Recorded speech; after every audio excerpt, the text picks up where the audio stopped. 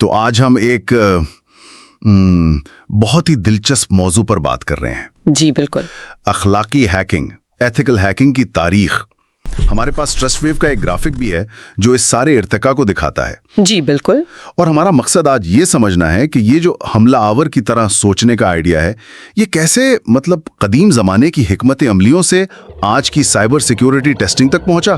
یہ واقعی بہت دلچسپ ہے کیونکہ اس کی جڑیں بہت پرانی ہیں۔ آپ دیکھیں 6 صدی میں ہندوستان میں چترنگا کھیلا جاتا تھا۔ اچھا، شطرنج سے پہلے والا کھیل؟ جی، شطرنج کا پیشرو۔ تو اس میں صرف مہریں چلانا نہیں تھا، بلکہ مخالف کیا سوچے گا، کیا چال چلے گا، اس کی کمزوری کہاں ہے، یہ سب سمجھنا ہوتا تھا۔ یعنی دماغی ورزش تھی۔ بالکل۔ پھر 1475 میں شطرنج کے باقاعدہ قوانین بنے تو یہ چیز اور پختہ ہو گئی۔ مطلب اب آپ کو صرف اپنی نہیں، حریف کی ممکنہ چالوں کا بھی حساب رکھنا تھا۔ اور یہ صرف کھیلوں تک نہیں رہا، میرا مطلب ہے فوجی معاملات میں بھی تو یہ سوچ آئی ہوگی۔ یقیناً آئی۔ 1812 میں پرشیا میں کرکسپیل بنا، ایک جنگی کھیل۔ کرکسپیل؟ جی، کرکسپیل۔ یہ فوجیوں کو جنگ کی تیاری میں مدد دیتا تھا۔ وہ میز پر جنگی نقشے بنا کر دشمن کی طرح سوچ کر اپنی حکمت عملیوں کی کمزوریاں پرکھتے تھے۔ تو یہ تو ایک طرح کی سیمولیشن ہوئی نا؟ ہاں بالکل۔ اور یہی نہیں، 1889 میں امریکی بحریہ نے بھی جنگی کھیل شروع کیے۔ مقصد وہی تھا، قیادت میں دور اندیشی پیدا کرنا، دشمن کے ممکنہ حملوں کا اندازہ لگانا۔ تو یہ حملہ آور کی طرح سوچو والا فلسفہ تو کافی پرانا ہے، لیکن یہ ٹیکنالوجی کمپیوٹرز کی دنیا میں کیسے آیا؟ یہ ٹائیگر ٹیمز کا کیا قصہ ہے؟ ہاں، ٹائیگر ٹیمز، یہ اصطلاح 1964 کے آس پاس سامنے آئی۔ یہ یوں سمجھیں، ماہرین کی چھوٹی ٹیمیں ہوتی تھیں، بہت تجربہ کار، بہت انرجیٹک۔ اچھا۔ ان کا کام ہوتا تھا کسی خاص سسٹم، جیسے کوئی خلائی جہاز کا سب سسٹم، اس میں ممکنہ خرابیاں، کمزوریاں تلاش کرنا۔ مطلب وہ جان بوجھ کر سسٹم کو توڑنے کی کوشش کرتے تھے تاکہ اسے بہتر بنایا جا سکے۔ تو یہ تو بالکل ایتھیکل ہیکنگ کی ابتدائی شکل لگ رہی ہے۔ جی ہاں۔ اور پھر ایک بہت اہم واقعہ ہوا 1974 میں۔ امریکی فضائیہ نے ملٹکس آپریٹنگ سسٹم کی سیکیورٹی کو چیک کروایا۔ اچھا۔ یہ ایک باقاعدہ منظم کوشش تھی، اولین اخلاقی ہیکس میں سے ایک۔ اس سے پتہ چلا کہ بڑے کمپیوٹر سسٹمز بھی کتنے غیر محفوظ ہو سکتے ہیں۔ اور پھر وہ نیوی سیلز والی بات، وہ تو جسمانی سیکیورٹی تھی نا؟ جی، 1984 میں کمانڈر رچرڈ موسنکو نے نیوی سیلز کی ایک ٹیم بنائی۔ ان کا کام تھا امریکی بحری اڈوں پر دہشت گرد حملوں کی نقل کرنا، تاکہ پتہ چلے کہ اصل میں کہاں کہاں کمزوریاں ہیں۔ تو یہ بالکل عملی پینیٹریشن ٹیسٹنگ تھی، بس ڈیجیٹل نہیں، فزیکل تھی۔ یہ تو بڑا دلچسپ تضاد ہے کہ ایک طرف فوج یہ سب کر رہی تھی اور دوسری طرف ہیکر کلچر خود سے پنپ رہا تھا۔ بالکل۔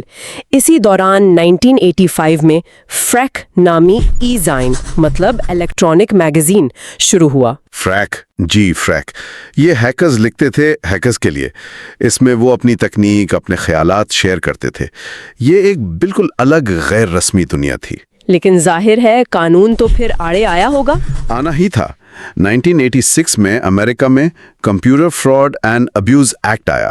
اس نے بغیر اجازت کسی کے کمپیوٹر میں گھسنا غیر قانونی قرار دے دیا۔ تو جو ایتھیکل ہیکنگ بغیر معاہدے کے ہو رہی تھی، وہ مشکل ہو گئی۔ اس نے چیزوں کو تھوڑا رسمی بنا دیا ہوگا۔ جی، اس نے ایک طرح سے باقاعدہ پیشہ ورانہ طریقے کی طرف دھکیلا۔ ویسے ثقافتی طور پر 1992 کی فلم سنیکرز نے بھی اس آئیڈیا کو عام کیا۔ ہاں، وہ فلم تو کافی مشہور ہوئی تھی۔ اس میں وہ ایک افسانوی ٹائیگر ٹیم دکھاتے ہیں، تو عام لوگوں تک بھی یہ بات پہنچی کہ ایسے ماہرین ہوتے ہیں جو چوروں کی طرح سوچ کر حفاظت کرتے ہیں۔ تو پھر یہ باقاعدہ ایتھیکل ہیکنگ کی اصطلاح کب بنی اور یہ شعبہ منظم کب ہوا؟ 1995 بہت اہم سال تھا۔ ایک تو ڈینیل فارمر اور ویٹس وینیما نے سیٹن ٹول بنایا۔ Satan? Security administrator tool for analysing networks? جی وہی۔ مقصد تھا کہ سسٹم ایڈمن خود اپنے نیٹ ورک کی کمزوریاں جان سکیں، اور اسی سال IBM کے جان پیٹرک نے ایتھیکل ہیکنگ کی اصطلاح استعمال کی۔ اچھا، تو ٹول بھی آ گیا، نام بھی مل گیا۔ لیکن اس کام کو معیاری بنانے کی ضرورت تو محسوس ہوئی ہوگی نا؟ مطلب ہر کوئی اپنے طریقے سے ٹیسٹ کرے تو بالکل یہ اگلا قدم تھا، معیار بندی اسٹینڈرڈائزیشن۔ 2003 میں اوواسپ ٹیسٹنگ گائیڈ آئی، پھر 2009 میں پینیٹریشن ٹیسٹنگ ایگزیکیوشن اسٹینڈرڈ یعنی PTES آیا۔ اوواسپ اور PTES جی، ان کا مقصد تھا کہ ٹیسٹنگ کیسے کرنی ہے، کیا اقدامات کرنے ہیں، رپورٹ کیسے بنانی ہے، اس سب کے لیے ایک مشترکہ طریقہ کار ہو۔ اس سے نتائج قابل بھروسہ بنے۔ اور آج یہ فیلڈ کہاں ہے؟ ظاہر ہے بہت بدل گئی ہوگی۔ آج تو یہ سائبر سیکیورٹی کا لازمی حصہ ہے۔